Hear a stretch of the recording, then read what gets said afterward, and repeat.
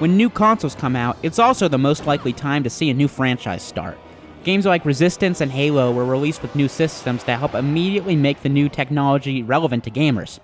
However, for every huge launch title that grabs everyone's attention, there's at least a few good games that just can't find an audience.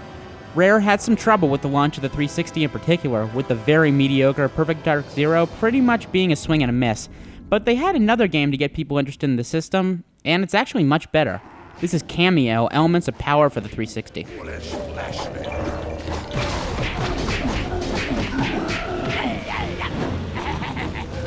Kameo Elements of Power is a sort of fantasy tale that has the title character in control of several different elemental warriors.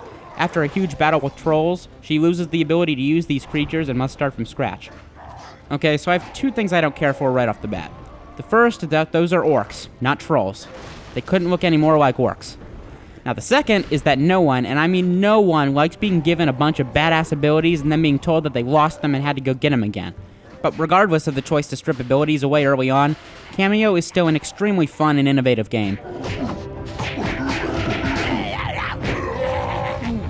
Most of the time you'll be playing as one of the creatures, some of which resemble a giant yeti and a kind of peaty piranha plant knockoff. You start off with just a few, but are able to gain more as you move through the game, and I was actually really surprised how well balanced it is. I never felt like I was using a character too much or was spamming an ability. Some platforming sections require you to even switch between a few different characters on the fly, and combat often requires you to do the same. Thankfully, if you do have trouble figuring out when to do this, the game leaves some clues to give you a hand. Controls in Kameo are also spot on.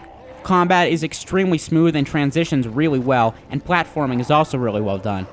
The camera, however, can be a bit of a pain in sections where the game switches to a sort of first-person mode for throwing things, because it's controlled with the left stick instead of the right. I found myself without fail accidentally using the right stick every single time. The default difficulty is actually forgiving enough to allow you to mess up like this a little bit, and the game's overall difficulty isn't all that hard. Most of your deaths will be by jumping into a pit by accident. Kameo had a long development cycle, and as a 360 launch title, it isn't all that impressive to look at. Colors and cartoony animations help to mask it a little bit, but this looks more like an original Xbox game than anything else. Voice acting is also not all that great, although the sound effects the game uses are pretty funny, especially when you chuck trolls to their death. Although Kameo Elements of Power is a little rough around the edges, it's still a really well-playing action platformer with unique gameplay mechanics.